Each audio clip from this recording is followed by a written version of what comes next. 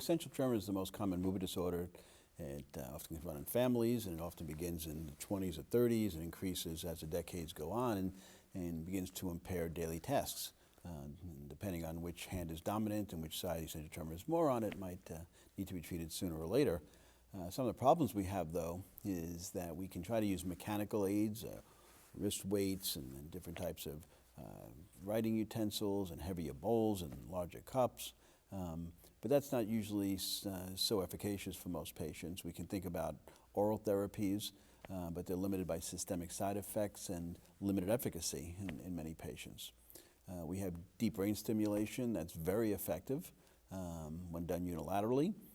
It's often very safe in putting it into the thalamus, but when done bilaterally, patients may have trouble with speech or swallowing, and it's still brain surgery, so it requires a hole into the skull and wire into the brain, so there are risks that, although low, are still present of hemorrhage and stuff like this. We have focused ultrasound that's been more recently available, where ultrasound rays can be focused and the parts of the brain and the thalamus can be heated up until we see a tremor improvement, and then heated up more to cause destruction of those cells, making a hole in the brain in essence. And if the tremor comes back, it can be repeated.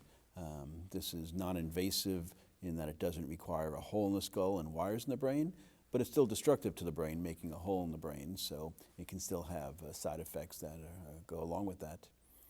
More recently, we've had some work on neuromodulatory devices like a bracelet that one can wear, and this gives stimulation, sort of like a TENS unit, to the median and radial nerves.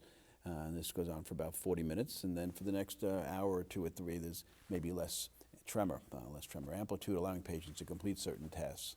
And this device will become commercially available.